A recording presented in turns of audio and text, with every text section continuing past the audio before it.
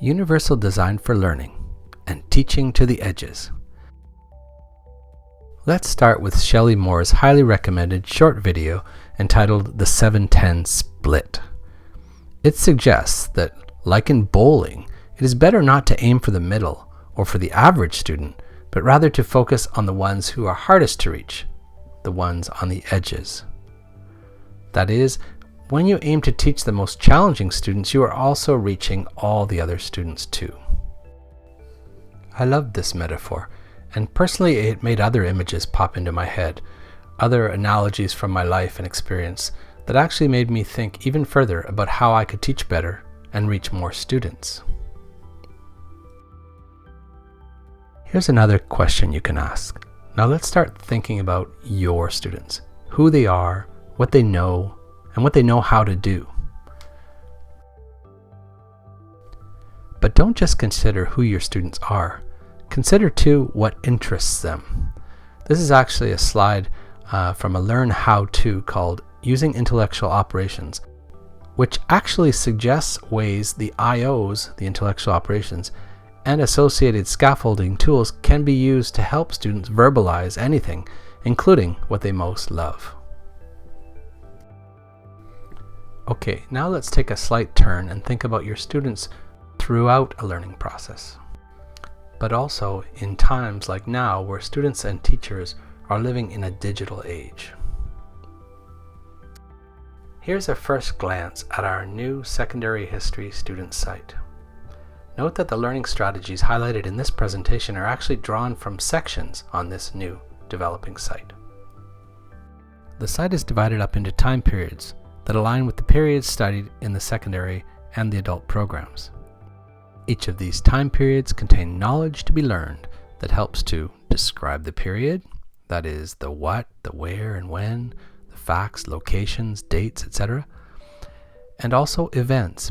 People and groups are portrayed, examined, studied, so that students can interpret the social phenomenon that occurred. That is, the how and why things change, consequences of change, etc. Here is a first example section of the site, a unit if you will, on the topic of the active union. Note that various learning intentions are identified up top. These are rewordings of the QEP program content that students need to learn. What follows are images, texts, and other larger document collections students, parents, and of course teachers can use. What might be less obvious is how the content is structured on the page. It's actually scaffolded and arranged in a way that you would use it in an actual lesson or classroom. From top to bottom, from beginning to end of a lesson, students are first engaged, they explore further, they investigate a question, they create an answer, they share with other students, or maybe just directly to the teacher. In a separate section of the Learn site, I have actually tried to remove, then highlight a few examples from each stage of this rather generic inquiry process.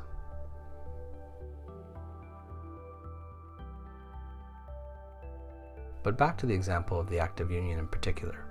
How might a lesson play out? This is actually what the first page of a teacher's overview guide for the materials on the active union page looks like. Into a simple graphic structure, I tried to summarize the activity suggestions for the different phases. And then from here, each phase has its own separate page with more detailed descriptions of the tasks, with links to the resources and our larger document collections, etc. You'd think that this outline would highlight learning goals for each phase. And it does now to a certain extent, but I actually went back and reworded this after considering some of the UDL guidelines. As you will see later, the learning goal is what really matters, more than how you get there. Here is the way I used to write up what might happen in each phase of this process. In this case, again, in phase 1, when students are first engaging with the ideas and materials. It looks okay. There's a teaching method suggested, and buried in there is a learning goal. But there aren't many options or considerations for different types of learners, different student backgrounds, different materials used, etc. Then, after having read a bit more, I began to realize that in a process that considers learners on the edge, in one that broadens the aim, we need to really think about how students might learn at each phase, at each stage in the learning process, including engagement. After a few more workshops and reading a bit more, I discovered this list, the complete UDL guidelines, all on one convenient page on the CAST UDL site. When I first saw this, my eyes lit up, but not only because finally someone provided a list of things for me to check for and add to my planning, it was because I immediately saw parallels between this structure and an inquiry learning process that made sense to me. Now, I may have bent their logic a bit or fit a few round pegs into square holes, but bear with me. Across the top, you can see that even considerations for when students first access information is actually quite complex. For sure, they're referring to how access occurs throughout the learning process, but I felt I could also use this section to help me adjust the structures of even the engage phases of a lesson. So I focused on all the three sections and what they might mean for me in that first context. Okay, the title says it directly. We have to start by engaging using multiple means. We have to somehow recruit interest, and a few pointers are listed. Individual choice, relevance, minimize threats. These are ways to immediately broaden one's aim, to increase one's chances of reaching so-called edge students right away. The next column considers the importance of how things are presented or represented. Are students able to customize how they see materials? Are visual and auditory presentations offered as alternatives or as support? And what about what students will actually be doing when first engaging in a new lesson? Even the thought of them actively doing something rather than just listening hadn't always occurred to me.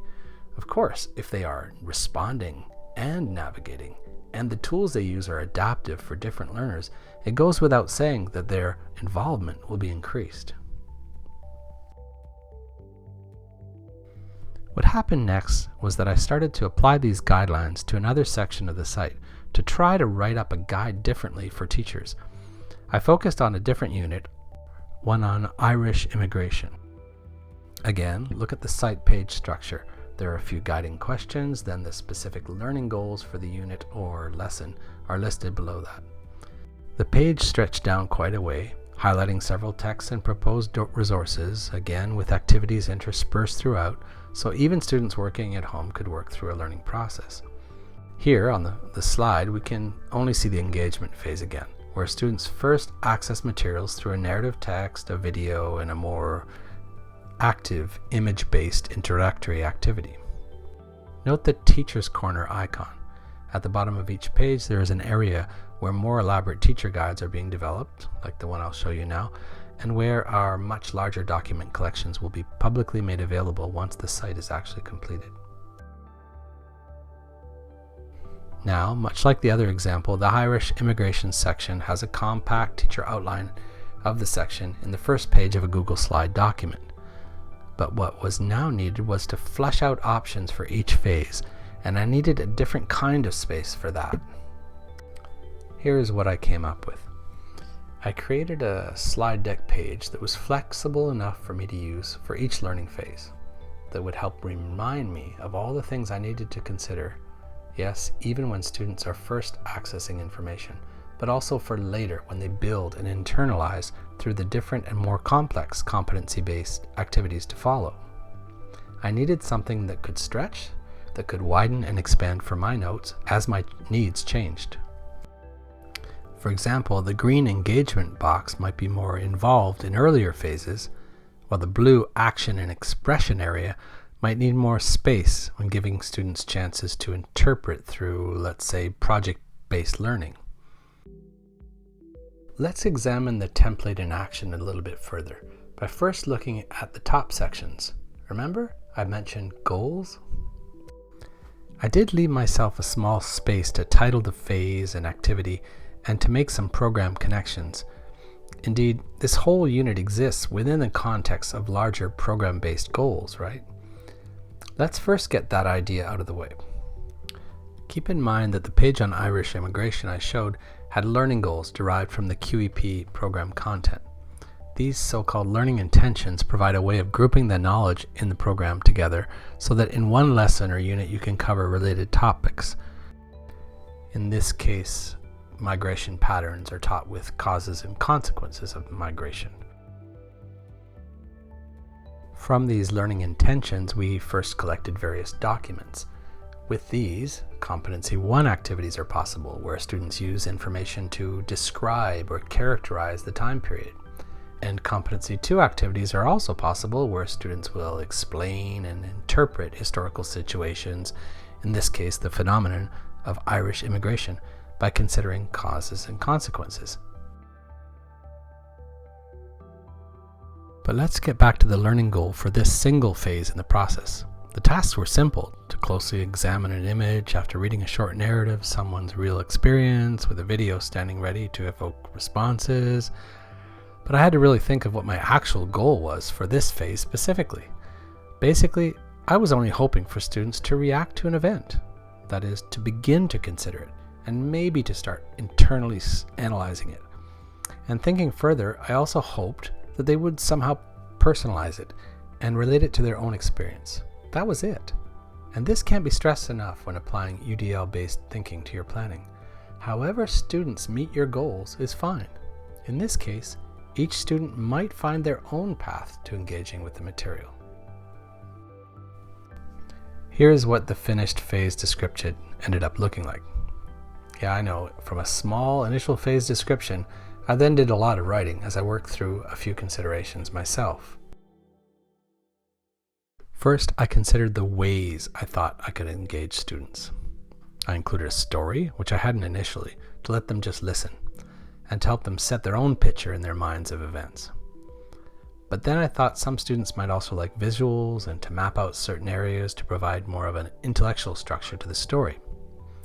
A third strategy suggested by a colleague is noted below, where students react to how the Irish are remembered in various monuments, a chance to immediately ask questions and wonder about the different ways these people are remembered. Secondly, I took the time to consider physically how information was represented. I would likely include images of migrations, but I might also want to include definitions. As students shared their own stories of migrations, a map could also be useful to represent the paths taken by some of their families. This phase asked students to look at one powerful image. How might I show that image? I listed a few options. I realized that for certain groups, I might want to include a collection of images to help them find one that they identified with more than another. And for the key image to be analyzed, a part of the way it was represented involved the guides I might provide to consider color, texture, backgrounds, objects in the frame, etc. Some kind of way to zoom in was needed, or a way to point or annotate was needed to represent its parts. And again, what are the students actually doing? Every phase of learning includes action, even as I might introduce a topic. Are the students just listening, expressing, responding? In this case, I thought it would be good to get them actually writing their thoughts down, so a tool is provided even in this introductory phase of learning.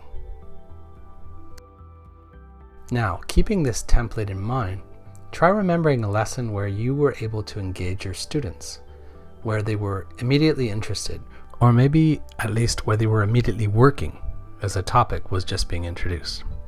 How and with what did you engage your students?